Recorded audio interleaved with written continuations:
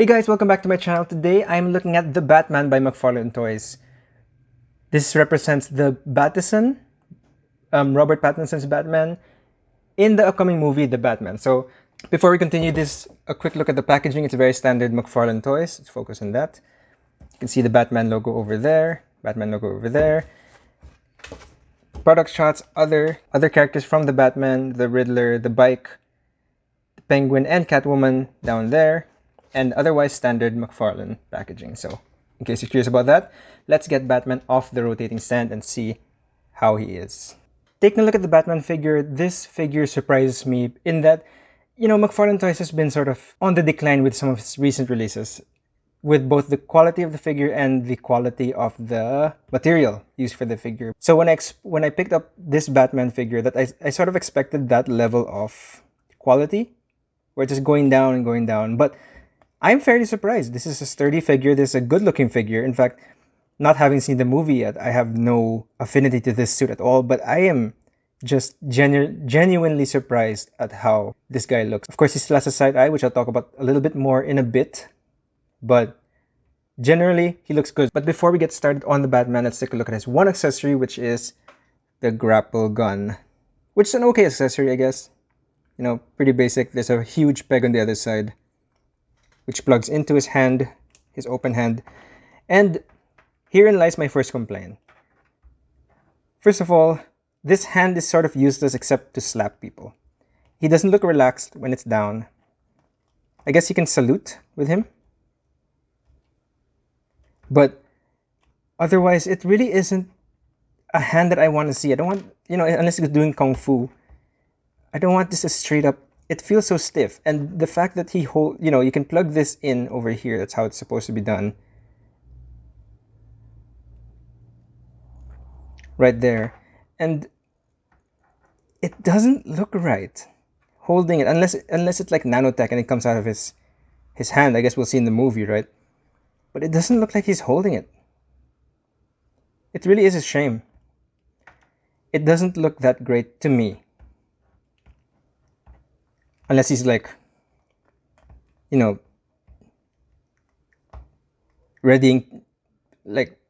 ready to pick it up from his belt. But otherwise, to me, it just kind of looks weird. It looks okay enough, but it does look off-putting. Another issue with this one is that because of the side eye, which looks to his left, when he's doing grapple shots, he's looking away from the grapple. I would rather him look towards the grapple, right? Or is that just me? Otherwise, it's an okay accessory. Pull out because of the way the peg works, it actually stays in there very well.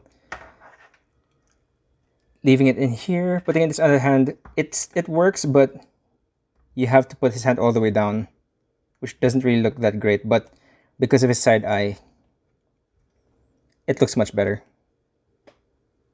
I know Batman doesn't use guns, but there you go. Putting off to the side, looking at the Batman himself, this is a good-looking figure. I mean, I've heard there are lots of quality control issues with that. The cape had a hood. It was like with the unmasked head, and then the torso came upside down. But I was able to go to the store and pick this one up. I chose between 4 different Batmen, and they all seem to be okay in terms of the quality control, in terms of those 2 issues. But I, of course, had to pick the one with the least side eye. I was fortunate enough to be able to choose that since I didn't buy this online.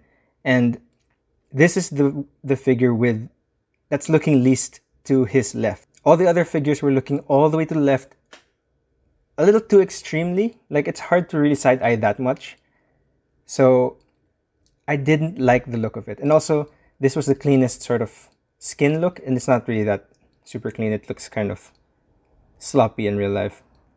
But it's not so bad. If you can go to the store and look at it yourself, it would be more advantageous because you get to choose which one has the least side eye. Because otherwise, this figure looks really, really good. The side eye is throwing me off a little bit, but otherwise, it looks good. And the slight side eye is okay for me, so he can go a little bit like that. So that's okay for me. I just wish it was on the proper side with this grapple gun, looking that way rather than this way. Eh, I still don't like the side eye in general, but if he had to do it, the slight side eye is okay. The bat logo is done very nicely. Looks clean enough. Chock full of details as per usual with Mcfarlane Toys. You have his cape right over there. It's behind his cape. Looks really nice. All the armor pieces. You get whatever these are. These silver things are painted. So you can karate chop right there. He has his utility belt, which you can see has an array of different items, which is really, really nice. Pouches, I guess, not items. You get the butt right there. His legs are a bit standard. He has some buckles here, which I don't know what they're for. Going down to his boots. Shiny, not shiny. That could have been better. Generally speaking, a really good figure. I think in terms of head sculpt, it's one of the better looking ones because McFarlane's done a lot of live action figures and they're hit or miss, but usually to miss. This Batman Robert Pattinson figure actually looks, I can believe that it's Robert Pattinson under that cowl. So that is done very well. Now, articulation, how does he move? His head looks up very, very nicely. He can look practically all the way up. He can look down, not so much. Yeah, I can't look down so much. Of course, left and right, you have the ball joint. A lot of range of movement there. His arms, you have this shoulder pad here that's attached to the upper arm, which works very well. You tuck it under the cape and it can come off. I'd rather it come off than snap, honestly. Okay, let's try this again. His shoulder goes up. It does get stuck a little bit because the cape is glued down in the shoulder. But you can see that if you tuck it in behind the cape, his arm does go up 90 degrees practically. You also have the shoulder, or sorry, no, the bicep articulation, bicep rotation. You have the double jointed elbows, which work very well. You still have that gap, which doesn't look that great, but you have the double jointed elbow, so you can make that work. You have the McFarlane ball joint, which can completely break his wrist, but it does whatever you want it to do, so no worries about that. Plus, it doesn't look too wild, especially with the gauntlets covering it. His torso, point of contention with McFarlane figures, does not go forward at all. Goes back a lot more, but seems to want to spring back. Legs, forward that much. Back, quite a bit actually. No waist articulation. Well, that's that much waist articulation. I mean, upper leg articulation, I guess. No thigh cut. Thigh articulate. That's what you call it. No thigh cut. Legs can kick himself right there. So double jointed looks nice enough. No boot swivel it seems, but the foot can go down up all the way. You see the toe articulation, I guess.